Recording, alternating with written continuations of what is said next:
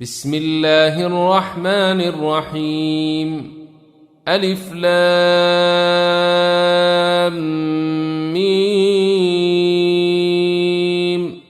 ذلك الكتاب لا ريب فيه هدى للمتقين.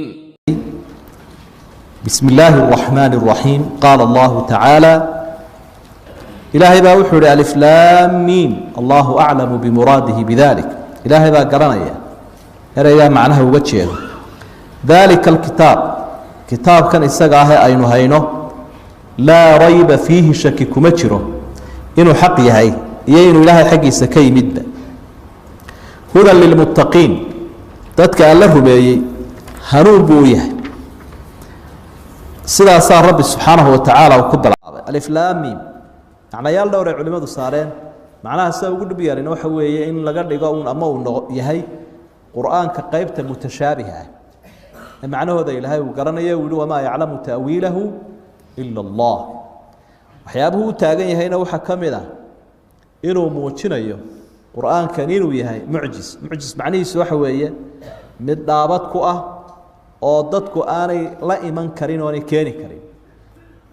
kitaabkan idin hor yaalla ee diidan tihiin weliba carabtii waa mid ka kooban erayadii ama luqadii aad taqaaneen haddana xarfaha macnahooda ma garanaysaan.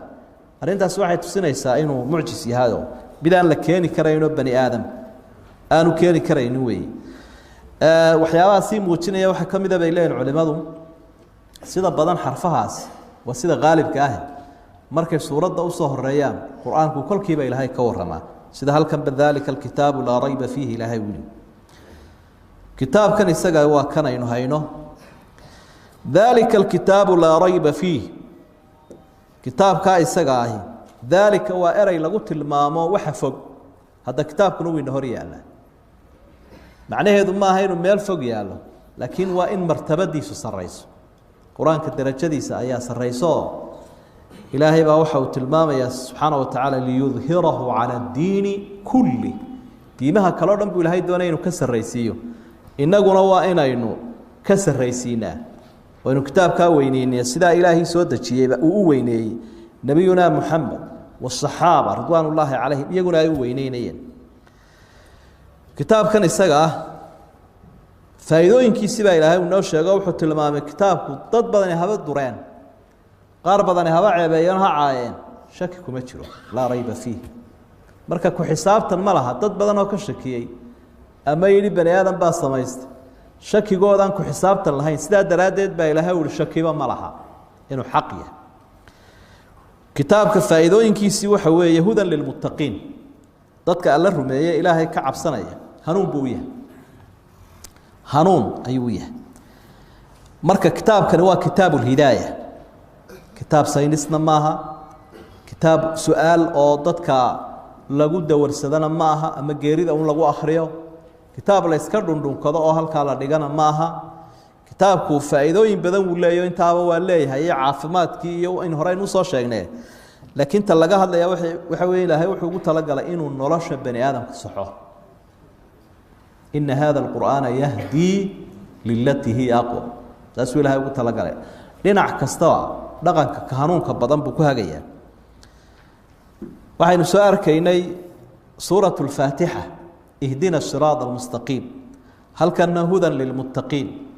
halka dambena ulaa'ika calaa hudan min rabbihim.